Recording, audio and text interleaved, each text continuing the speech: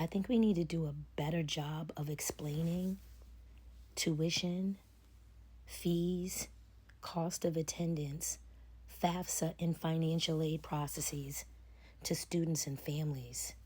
Because what do you mean 4 weeks before you're due and set to move in to your dorm that you just now realize that you can't afford to go?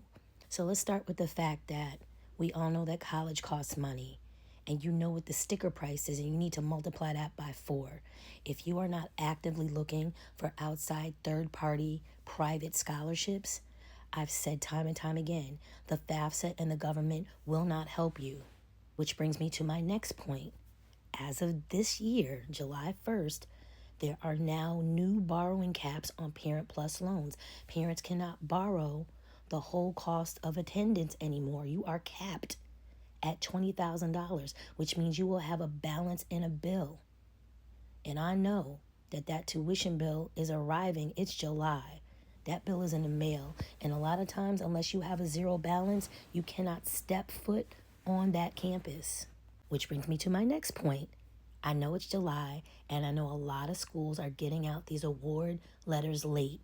And so you're only right now realizing that the gap is real, and it's huge, and it's vast.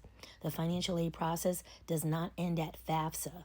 The real challenge starts when the award letters arrive and you compare what was awarded against what you actually owe. The other problem is tuition is rising, but financial aid and scholarships, especially institutional aid from the college, is either shrinking or it's static. I even had to call BARD and tell them, tuition is $100,000, but you've still given her the same award that you gave her 3 years ago. We need more money, so I had to appeal her aid.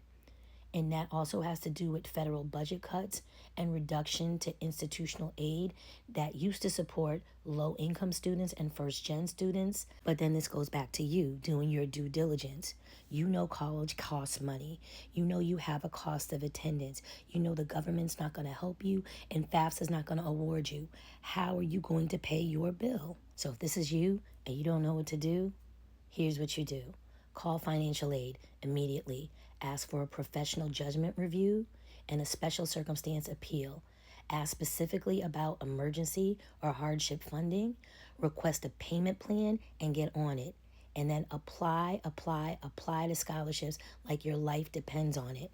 Or you can withdraw their offer and go to community college, or you can take a gap year. You can also start in the spring, ask about a deferred start or a reduced course load rather than withdrawn completely.